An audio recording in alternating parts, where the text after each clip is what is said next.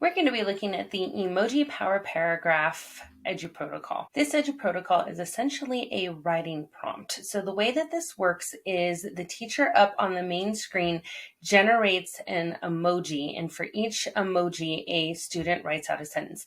Now, what makes this really fun is they have to finish their first sentence before the next emoji comes up in order to complete that paragraph. Now, students can be writing all of these ideas on paper, but we're ed tech, so we want to share with you some ways that you can do this with digital tools. So you can use Google Docs, and students can write out a sentence for each one of those emojis. We can have Pear, which I'm actually going to demonstrate what that looks like in a minute.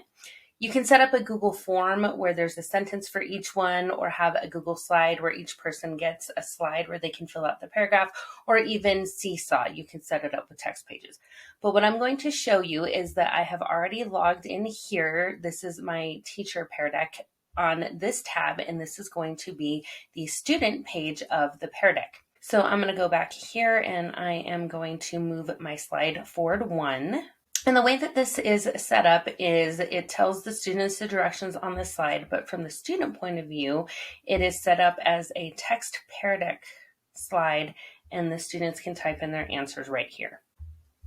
So I'm going to go to this random emoji generator, and here is our first emoji.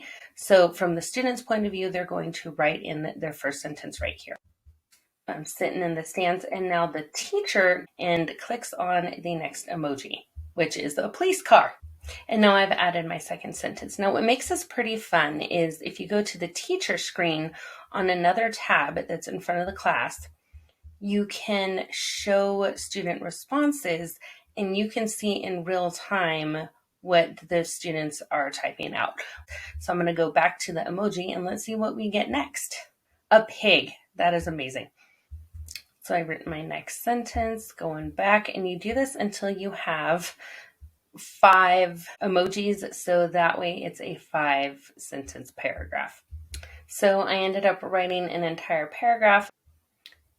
What's really great is that as the teacher, I can go here and show responses, and those responses, since the students logged in with their Google account, you will be able to go within Pear and see who wrote each one of those paragraphs. But part of the fun is just really seeing the most random story that students can come up with. Now, if you do have older students, I'm going to go here. We have some ideas for you. You can use memes instead of emojis, have them write 2 to 3 sentences per emoji, adding descriptions and details.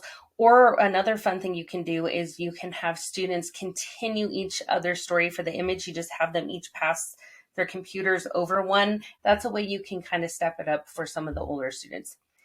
For our purposes here, we are going to be doing a self-paced one so you can try it out. What we're going to do is on this page, I'm going to hide responses that is on your screen. It's going to look like this in the self-paced mode right here. You're going to notice on the screen, I don't have it up yet. I'm going to do it in real time, so you promise I didn't cheat. Up here, you're going to have those 5 emojis already, and just go ahead and write out your emoji power paragraph sentences. Okay, we have a chocolate bar, a police car, a penguin, a lollipop, and a water faucet. So good luck to you, and I'd like to see what you guys come up with.